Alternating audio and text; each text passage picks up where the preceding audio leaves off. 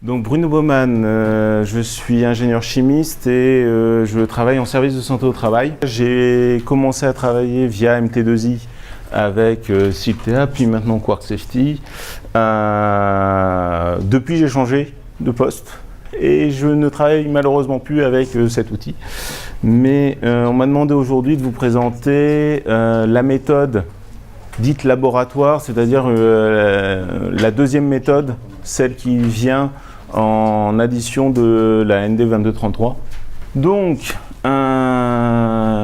tout a commencé effectivement avec la rencontre de Dimitri, de Xavier, de toute l'équipe de Quarks que j'ai eu l'occasion de rencontrer, et de moi-même sur cette discussion sur qu'est-ce que l'évaluation des risques et qu'est-ce qui manque, notamment à la ND2233, pour une application, je dirais, plus large.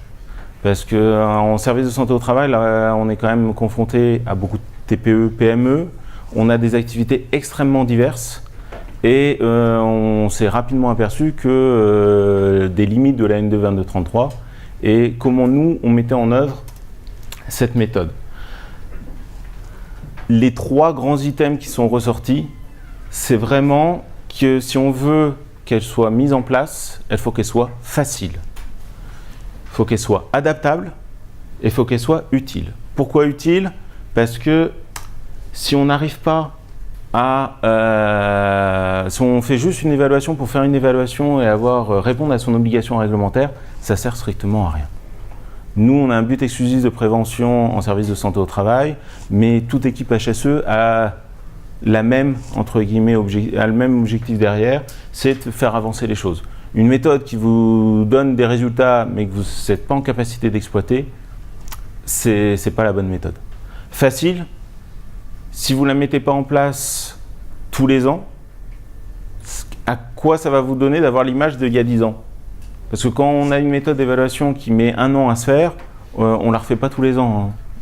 Donc du coup, l'objectif, c'était si on voulait qu'elle vive, si on voulait qu'elle soit un vrai outil de prévention, il fallait qu'elle soit facile. Et adaptable, le problème, c'est qu'il n'y a jamais deux entreprises qui sont réellement similaires. Chacune a des données différentes de base, a des objectifs différents, a des priorités différentes dans ces entreprises. Donc du coup, le but du jeu était vraiment d'essayer d'avoir une méthode qui puisse s'adapter au plus grand nombre.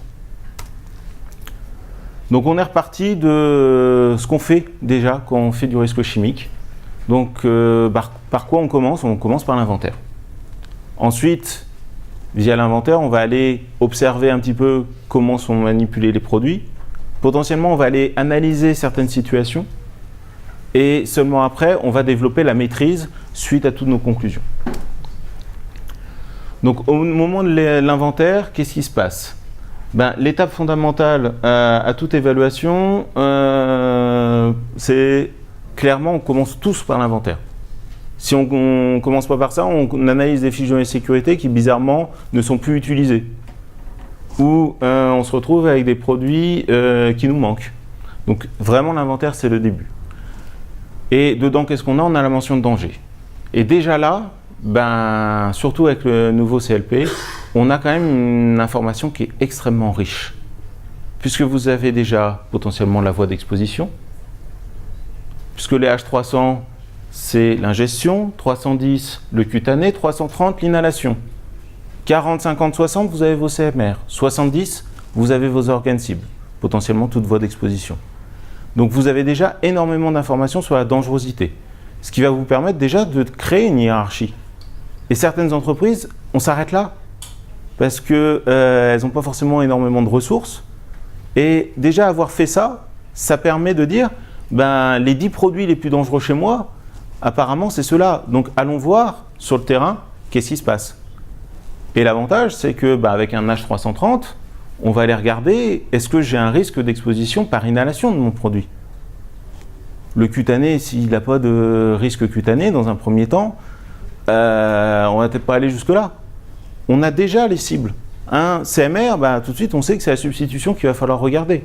Et ça, on peut le faire dès l'inventaire. On n'a pas besoin d'avoir attendu, d'avoir développé toute la méthode pour se dire « Ah tiens, j'ai un CMR qui ressort en prioritaire, donc il faudrait peut-être que je substitue. » on peut le faire dès l'inventaire.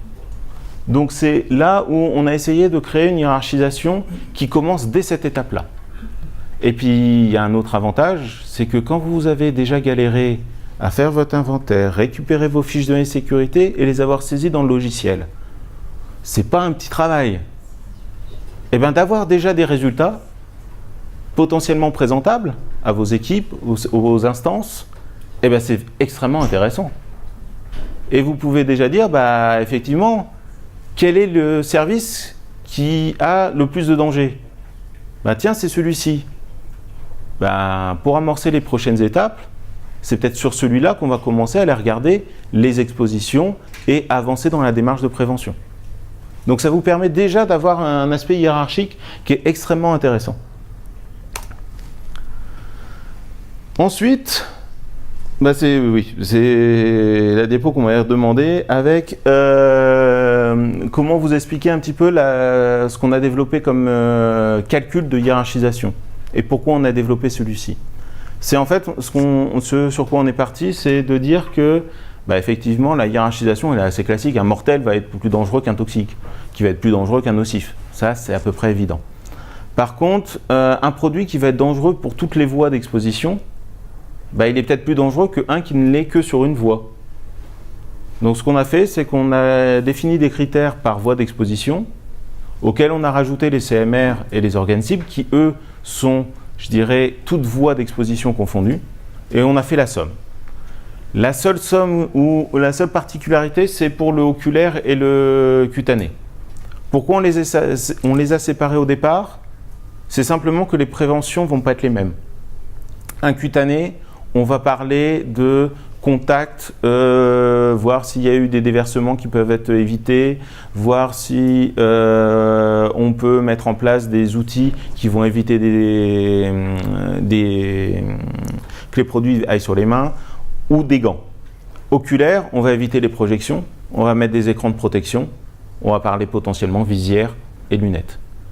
Donc du coup, les moyens de prévention n'étant pas les mêmes, on les a séparés. Par contre, quand on a fait la somme, ça nous paraissait redondant. Un H314 par exemple, il va être également dangereux par oculaire et par cutané. Donc on ne voulait pas que ça vienne perturber le calcul. Donc du coup, on a pris une max des deux. C'est la seule petite particularité. Ensuite, comme je vous disais, on a pu prioriser peut-être un service en particulier. On va aller jusqu'au niveau de l'observation. Au niveau de l'observation, on va aller regarder quelques critères. Et notamment le procédé. Est-ce qu'il est émissif, est-ce qu'il n'est pas émissif? Et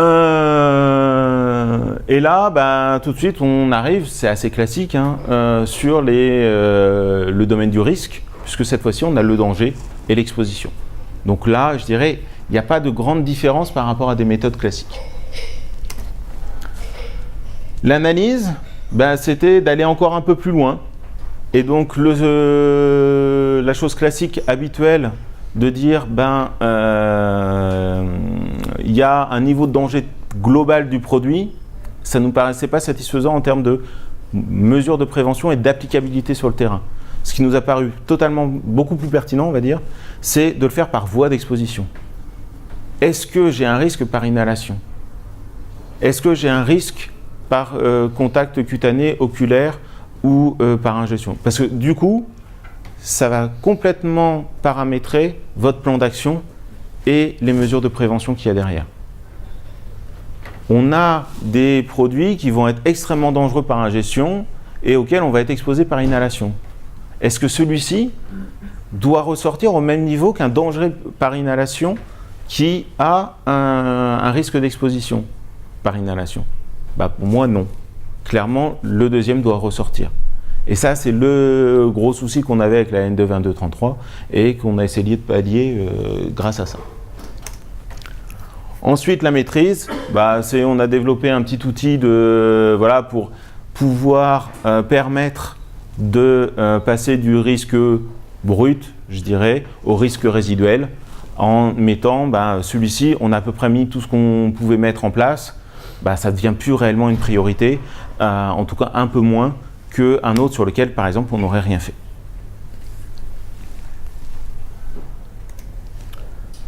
Parce que pour nous, et je pense que c'est vraiment là-dessus qu'on insiste, c'est qu'une méthode d'évaluation du risque chimique, c'est comme le document unique, s'il n'y a pas de plan d'action, bah ça sert à rien. Et pour faire le plan d'action, on a beaucoup d'entreprises, ils n'ont pas forcément l'ensemble des compétences en interne pour évaluer, il faut les aider, il faut les accompagner. Et là, en leur disant votre risque il est par inhalation, donc pensez ventilation, protection, isolement de la zone, potentiellement port de protection respiratoire. Vous avez du risque par cutané, pensez est-ce que vous pouvez éviter le contact, système clos, autres ustensiles adaptés, choisir, et potentiellement le gant en dernier. Oculaire, vous avez déjà votre... voilà. Et donc le but du jeu était vraiment de faciliter l'arrivée jusqu'au plan d'action. Et enfin, faciliter aussi la mise à jour, puisque on le sait très bien, c'est là où ça pêche régulièrement quand on part sur des grosses méthodes complexes. On préfère une mise à jour sur le premier niveau, c'est-à-dire la hiérarchisation des dangers, mais qui soit quasiment toujours mis à jour, plutôt qu'une méthode qui va jusqu'au bout, mais qu'on met à jour tous les 5 ans, tous les 10 ans, en sachant que la réglementation a changé, les substances ont potentiellement changé, les conditions de travail ont changé, et donc est-ce qu'il y a une réelle pertinence? En sachant qu'on voulait s'adapter aux très grandes entreprises qui ont des centres de recherche, qui ont des milliers de substances qu'il faut traiter, mais aussi à des petites entreprises qui ont quelques produits mais très peu de compétences internes. Et voilà, on a essayé de trouver le mix entre les deux. Et je pense qu'on a trouvé un truc qui était à peu près pas trop mal. Donc je reste à votre disposition pour toute question que vous pourriez avoir, parce que l'objectif était là de vous présenter un petit peu l'historique de la méthode, mais surtout de pouvoir répondre à vos questions que vous pourriez avoir sur le sujet.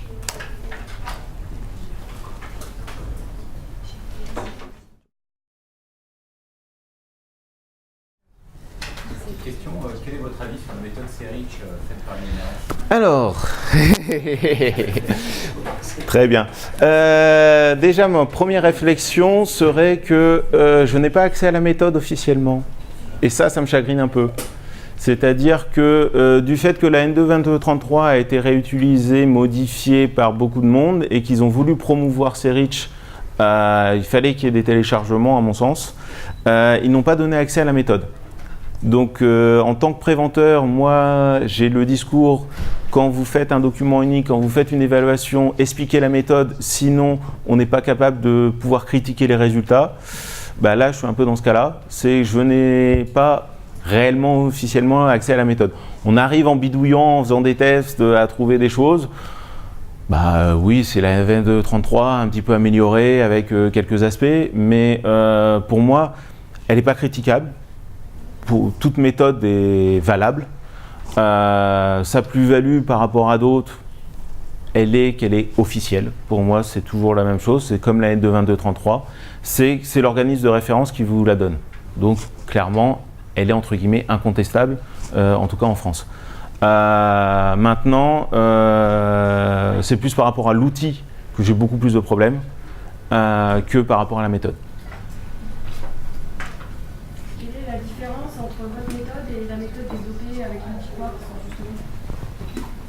Avec votre méthode de calcul et la méthode qu'a développée Quarks. Ah, c'est la même? C'est celle-là que je vous ai présentée? Ah, d'accord. C'est cette méthode-là qu'on a travaillé. C'est pour ça que je vous dis, le début, c'est vraiment l'amorçage de la rencontre. On a eu l'occasion de travailler ensemble à la création d'eux. Alors, il y a eu des petites modifs au fur et à mesure, je pense, des retours clients qu'ils ont eu et voilà. Mais c'est pour ça qu'ils m'ont demandé de la présenter. C'est cette méthode-là clairement. Par contre, ce que je pourrais dire, c'est qu'elle a été construite aussi au vu de, par exemple, la méthode qui a été développée au CHU Grenoble, qui avait, pour les laboratoires des hôpitaux, développé une méthode où les voies d'exposition, je vous ai mis la référence dans le diaporama, les voies d'exposition étaient bien séparées. Par contre, on ne l'a pas appliqué en entière parce qu'eux parlaient beaucoup plus de dilution, allaient beaucoup plus loin dans la méthode Et il y avait des choses sur lesquelles on n'était pas totalement d'accord. Et après, il y a eu beaucoup de retours d'expérience. On a notamment, moi à l'époque, j'ai beaucoup travaillé avec une entreprise qui est là aujourd'hui sur comment ça marche et comment on fait marcher une méthode. Et c'est tous ces retours d'expérience-là, des différents services qu'on a pu avoir, qui ont fait qu'on en a fait profiter Xavier et Dimitri.